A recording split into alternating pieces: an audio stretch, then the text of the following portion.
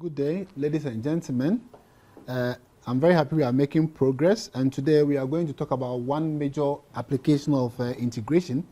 Last week, recall that we added, two more types of integration by parts and integration using partial fractions, and we talk about the applications where you try to establish, total functions from marginal functions. I also told you that the application of integration is wide and vast. So it is left to you to use your knowledge to break down every question into an equation and solve it. One application of integration, it's in the area of consumer and producer surpluses, right? And then measurement of welfare changes. This is a very important topic. If some of you are able to, progress to higher levels, you know how these consumer and producer surpluses are well used and how they are used to measure changes in welfare. Now, what I intend doing this section, we are going to look at consumer surplus, producer surplus, measurement of welfare and welfare changes, and then here I will talk about selected applications. I'm talking about selected application because I want to really prove to you that integration can be applied in so many areas. So I'm giving you a couple of the areas where integration can be applied and where you have to use your knowledge or understanding integration to solve those questions.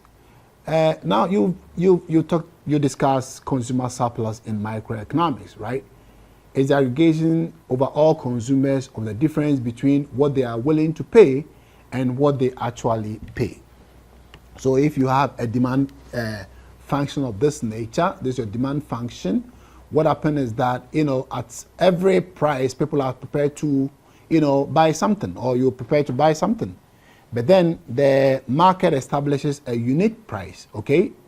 The market establishes a unique price. So all those who are prepared to pay at a higher or buy the good at a higher price, but end up buying it at a price, at the equilibrium price, which is lower than what they wanted to, buy the good, they all gain. And when you aggregate it, it's equal to this triangle, and this is what we call the consumer surplus. Mathematically, the consumer surplus is what can be expressed over here, okay? What it means is that you have first an integration, and then we have this PQ. It's quite simple. Look at it. You want to find this area. What is equal to this area?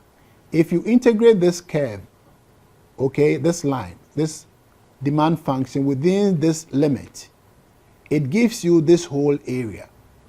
Okay, so when you subtract the area you have over here from your integration, you get the area of the shaded part over here, and that's the reason why. So this P0 multiplied by K0 gives you the area here. Okay, it gives you the area here, and then this integration here gives you the total area here, this whole total area here. So when you subtract one from the other, you get the area of the shaded portion. Let's look at a simple example. You've been given a demand curve, and then you have been asked to evaluate the consumer surplus at this point. So it's quite simple. We have our formula being here. Our limits have been given. We put in our function here. We evaluate, and then we get the area of the shaded portion to be what we have over here. Let's come to the producer surplus. In the same way, as we said, if you have a supply curve of this nature, there are people who are prepared to supply the good at a higher price, okay? Right? There are people who are prepared to pay the good at a higher price. There are also people who are prepared to supply the good at a lower price. Here. But the equilibrium price establishes a unique price. Okay? So all those who are prepared to supply around this area at different prices, but they end up supplying it at this price, they gain. So when you aggregate it over all the suppliers who are prepared to supply at a lower price, you get this area. Okay, that becomes the consumer, surplus. Now, mathematically, what is the formula for, the consumer surplus? I'll the formula for finding the consumer surplus is what we have over here. PQ here minus this integration. Look at it. When you come here, PQ gives you this whole area. Okay? The square you have over here. Now, when you take the integration, okay, within this limit of this function, you get this area here. Okay? So from this whole area, when you subtract this area, then you get this area. And that is the formula given over here. So PQ, the square, subtracted, when you subtract this, the area down there, what is left is the shaded area, which we have down here. As an example, we have this supply curve, and you're supposed to find the consumer surplus at this point. So what do? We have this our usual function, okay? What we need to do now is that we have our equilibrium. What is the question saying here?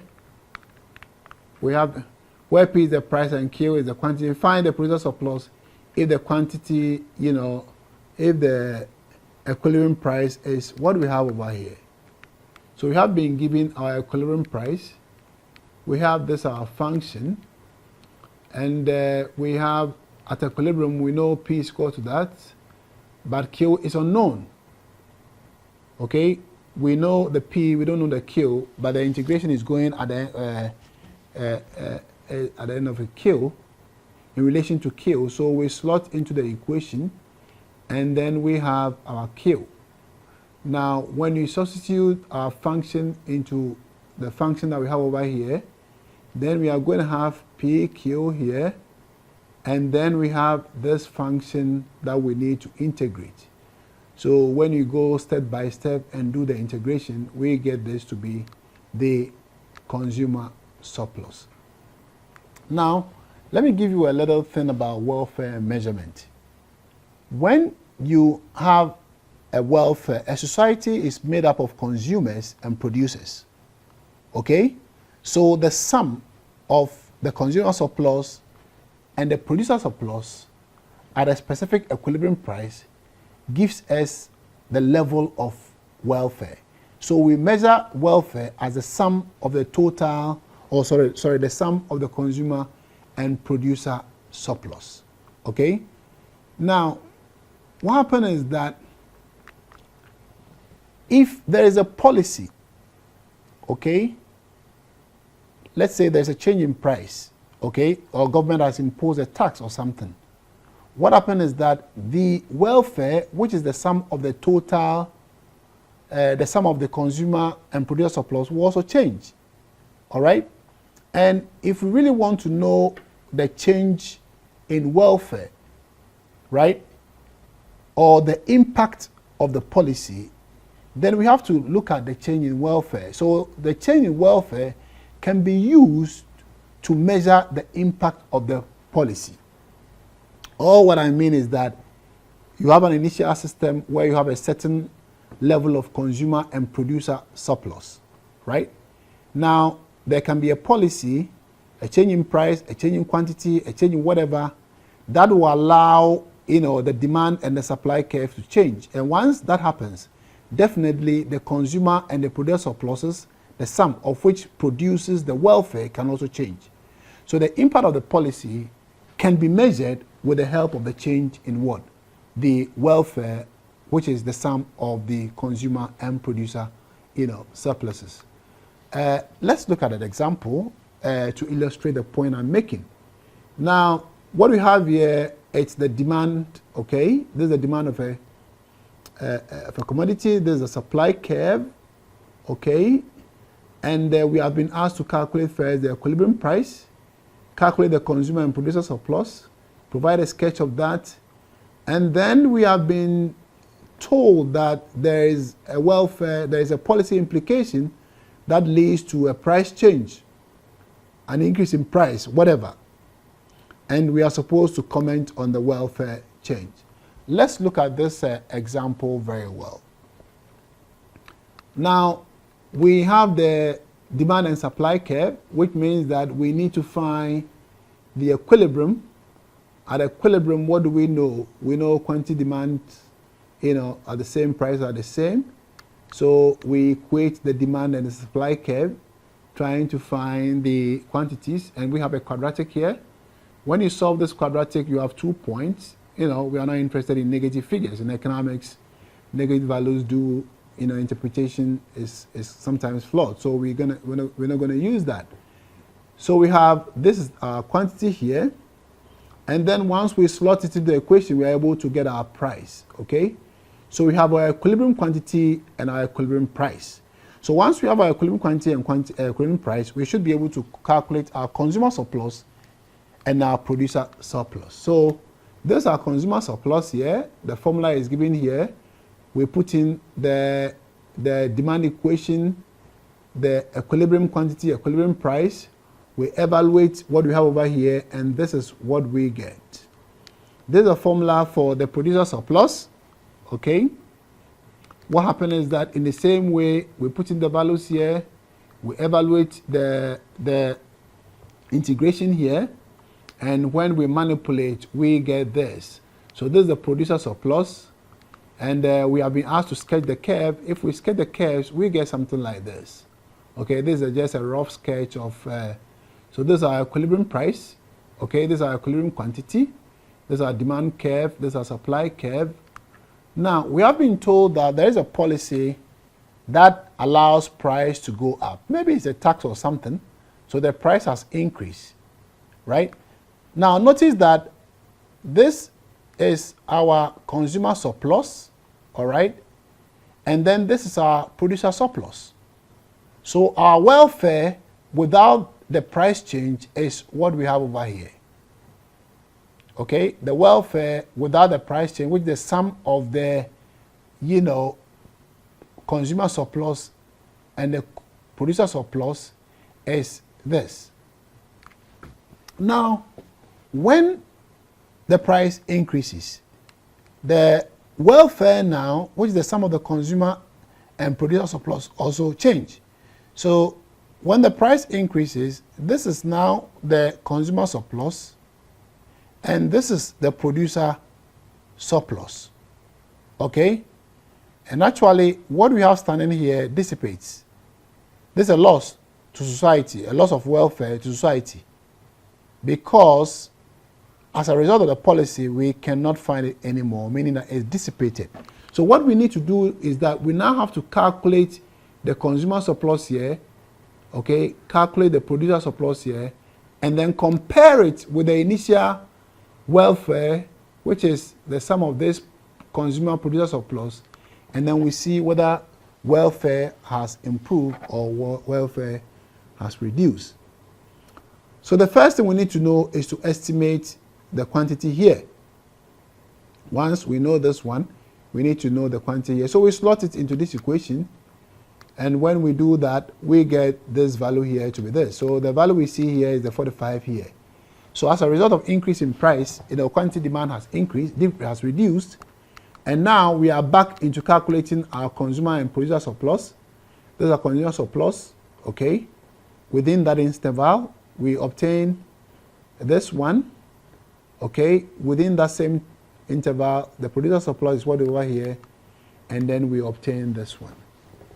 So what we have to do is that we have to compare the initial measure of welfare to the current measure of welfare, and when we do the analysis, we see that society has not, welfare has not improved, has rather gone down with a change in the price. So this is one application of integration that is quite used in economics, and I would like you to get familiarized or to familiarize yourself with it. Here I have some examples. I would like you to try your hands on them. Okay, try your hands on these examples. Some of them are very interesting, and as you go through those examples, you'll be able to understand the concept better. Now, let's come to the selected applications. The first one is finding the average value of a function. Okay, whenever you have any function defined over a certain interval, you can have the average value by using this sort of formula. Okay, so when you have average product within a certain function, within a certain limit, you can find the average product within that limit using this function. And I have an example here. Okay, there's a definite integral, so we integrate within the limit, and then we get the average, value. In investment too, you can also apply, integration when you have investment being linked with capital word formation. Okay, change in investment. If you look at this equation, change in investment is what, change in capital is what over time is what gives you your investment. And therefore, when you have an investment, you should be able to establish, more or less your capital from here. When you know one, you should be able to, know the other. And I think there is another example here where you have one of the investments, and through integration, you are able to establish your capital formation within a certain limits. The solution continues here. I would advise that you take your time and go through the slides over here, and if there is any problem, you try and allow me to know when we have our chat discussions. You can also find the present value of an income stream or a cash flow. What I mean here is that when you are supposed to receive a certain value or a certain amount over time, you can find the present value of all those future values using integration. And this is the right formula to use. I presume you understand or you know this formula when we discussed, discounting. So what is happening here is that you are discounting all the values and summing it up using, integration. And again, I present one example here that will permit you to know how you can find the present value of all your income streams that you need to receive over time. I provide a solution over here which you can take your time and go through. And fortunately, I also have another example here which you can take your time and go through and satisfy yourself. I think this is also an application of integration. As I told you, integration can be applied in so many areas. It is left to you to be able to reduce the problem into an equation, and then use the equation to solve, as I have done in this example. Now, there are some activities here. Some of the applications are diverse, right? So you have to now reduce it to an integration, and you solve them. And I'm well convinced that if you're able to take your time and go through all these solutions, whenever you see any question with integration, you would be able to solve them. Here I'm combining the partial fractions, trying to link all what we've done so that you will be able to apply what we've done over here. Thank you very much.